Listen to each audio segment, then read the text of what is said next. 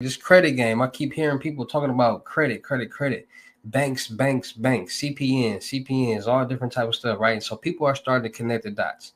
So people are saying, okay, learning about credit, because once you learn about credit, light bulbs started. Because once you know about something else and you say, okay, I can do this and do that, then people start doing things. That's how any type of fraud or any type of scam happens.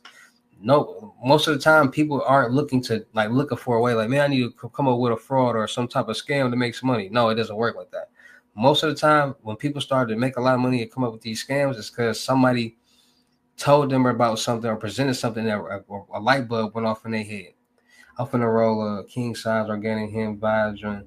So let me give y'all an example. So like Matthew Cox, he was working at owned a title company, a mortgage company, a loan place, and all that.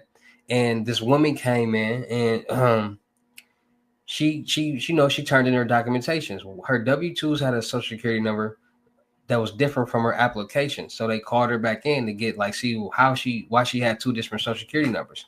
But when he asked her about it, she was like, "Oh yeah, okay," like it was nothing. So he asked her, "Why do you have two?" And she told him she was married. So, and her husband ran up all the credit on their credit. So her name, they was doing, co-signing everything together, doing everything together. So the credit was so bad on her married name that she went back to her maiden name and used her son's social security number to create a whole new profile. So once she created that whole new profile and she told him this information, a light bulb went off in his head, because the previous information that he knew already about things, and her telling him this, he already said, okay, so I can literally come up with a new person and get loans. Okay. So she not knowing that she telling him what all she did is giving him the sauce. So the lady basically gave him the sauce, like, yeah, so I used my son's social security number. I got an ID. I got a new profile. And what I did was I applied for unsecured credit cards, because people see this is all what do with credit, and people don't be understanding. Once you learn about something, a light bulb, and you start learning loopholes and stuff. So like I told y'all before, and it all revolves around credit. Credit is the number one money game in the world. So instead of when people don't understand, you can get secured credit cards, and secured credit cards are basically credit cards that you get using your own money, but it's going to be on your credit report as a credit card. As long as you make payments each month on that credit card, or the payments, the minimum balance, whatever, it's going to build your credit. So what she basically did was by her getting these secured credit cards, it generated a credit score for that new profile that she had, and it was building the credit because she was literally paying on it each month, but she didn't even know. So then she said eventually, a couple of months later, she just went to go check the credit, and the credit was like a 650, 680. The credit score was high on this new profile. So that gave him a light bulb, and that made him start creating synthetic identities. And y'all all can go watch Matt Cox, and we already watched the videos, but that goes to show you that people are starting to learn that when it comes to anybody that's trying to get some money, doing anything, why do all these methods and these quote unquote scams and whatever, when you can literally walk in the bank and ask for some money and they'll give it to you? And people are starting to understand that. So people are starting to say, okay, they got these profiles, and with the profile is basically somebody else's information that you have, and you have a fake ID. So it's a profile. So people are saying, okay, I can get this person's information, create a fake ID with my picture on it, and basically be this person. And we all know it's a lot of hacking going on. It's a lot of fraud going on. People getting text messages, smishing. That's called smishing. When people send out SMSs, that's text messages, acting like you owe money with the tolls, acting like it's something going on with your bank. Like them weird random calls, potentially spam, potentially fraud, scam likely, all them. Those are scammers. And how they're getting your number is it was a data leak. And they just calling at every phone number that they can, and whoever falls for it. You got to think they call over. You got 100 people working in this call center, and each one calling at least 1,000 people each week. That's 1,000,000 people. How many people do y'all think gonna actually fall for this out of 1,000,000 people? Over 100,000 people.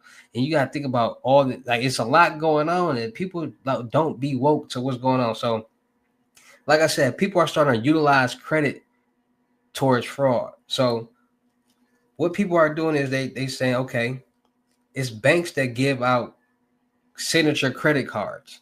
So that's basically starter credit card. So it might be $5,000, it might be $10,000. It just all depends on the bank. Every bank does not have the same qualifications. Every bank does not have the same loan programs. Every bank does not have the same credit card programs. Every bank does not have the same requirements to get a loan, credit card, or line of credit. Most banks, when you open up a new bank account and you apply for a signature card, more than likely, and depending on your credit, like I said, there people are using profiles. They're using somebody else's information to open up these bank accounts. So the information that they're giving the bank teller is somebody else's social security number. So all their credit score is basically on this profile. And so they're applying for these signature cards and getting approved for them. And they're going to open up as many bank accounts as they can to get these signature credit cards. Now, knowing credit cards, people know that you can get cash advances from credit cards. That's how the rich get rich when it comes to business credit. See, a lot of people don't see this is all information that people don't know that's going on. A lot of people don't understand that people, when it comes to business and credit cards, y'all be seeing all these people on Instagram and TikTok and YouTube, all these credit gurus with these houses and cars and things like that with a lot of money. I'd be like, how do people be wondering, like, how do they get this money? So you got to understand, once you build your business credit, you can start getting business credit cards. And it's not hard to increase the credit limit on your business account or your personal account. So if you raise your credit limit on your business account, you get 10 credit cards that's $100,000 on each of them. You literally can go get a cash advance off each credit card for $50,000. Now you have $500,000 in cash. And as long as you pay that monthly bill or on that credit card, it's going to recoup. So now you got another, every month you're going to have a recouped $100,000 or what's that? $1 million in credit that you getting $50,000 off each credit card in cash. And y'all all know you pay credit card bills with other credit cards. So if you got 10 credit cards, each credit card not going to be due at the same month. So this month, these two might be due, so you're going to use these two credit cards. The next month, these two might be due, or three, so you're going to use these three credit cards. You're just going to keep swapping them out, paying debt with debt and making money. That's how the rich get rich and why the poor stay poor, because they're understanding credit. Now, a lot of people are starting to understand credit and how you can leverage cash off credit cards, and it's easy to get a credit card. So you go get you 10 credit cards, Visa signature credit cards from these different banks, and they all got $6,000 limits, and you getting cash advance for $3,000 here, $5,000 here. You're gonna make some money off these profiles by getting these cards and cash advance. And that's what a lot of people are starting to do. They start to understand, like, I'm not gonna be trying to do this difficult swiping and using these tools that I never did before. They're not doing that. People are really, what to do, burning boost boot camp. People want to figure out the easiest way to make the most. People want to figure out the cheapest way to make the most.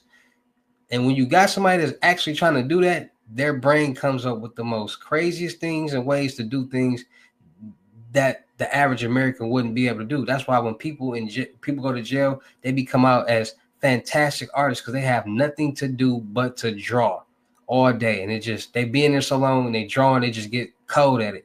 You got people who come out extra smart in jail because they got nothing to do but read and think. And that's how it is. When you got nothing but time and your mind is on something, you're going to dive in deep into it and you're going to learn about it. You're going to start leveraging. So people are starting to utilize credit and commit certain different methods. Just like with the PPP loan.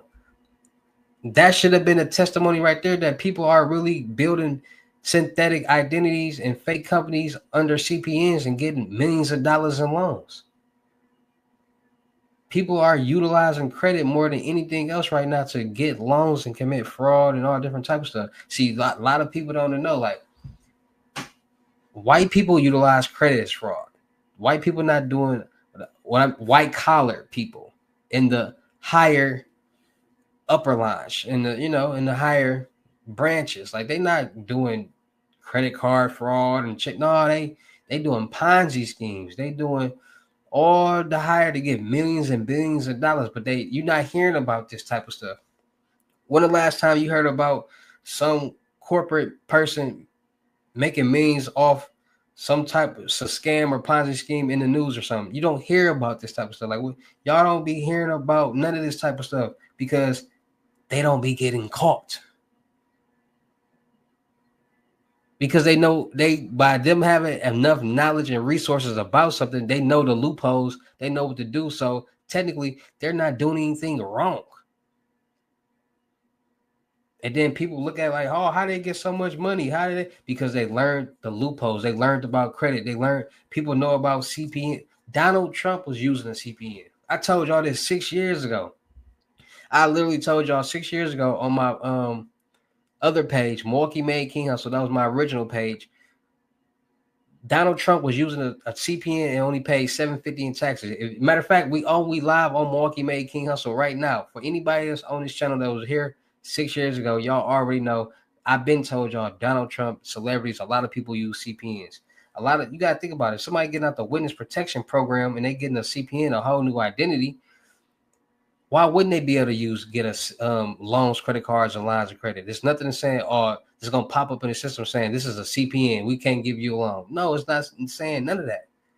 And people are starting to understand that and realize like, oh, well, you can do that because they did it. Why wouldn't somebody else? And then people starting to come up with figure out clever ways to get new numbers for these CPNs, and they doing whatever they do. It's people out here that's been using CPNs for almost 20 years. It's people that's been using CPNs but don't even know they're using a CPN. They just trying to do something that listen, when parents use kids, when parents put bills in their kid's name, they're basically using a CPN. And when that child turns 18, all they gotta do is report it and it's gonna get taken off because at the end of the day, they're gonna be like, that wasn't me. How am I gonna get a bill in my name when I was 6 years old? It's impossible. It wasn't me. So that's all it is. So the people be knowing that, so they say, I'm just gonna put this in my kid name.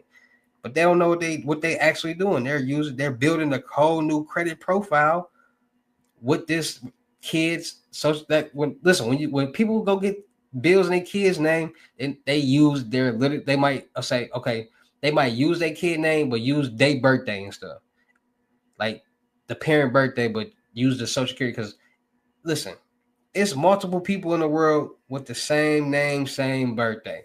There's no way for the government to be like, wait a minute, how was it two John Smiths born on this day in the same age? It happens. It's the world. Like it's multiple people in the world with the same name and the same birthday. Just how it is. I know at least 4 or 5 Jasmine Smiths or Jasmine Williams. I know we all know a couple Jasmine Smiths and Jasmine Williams. What's another common name? Or like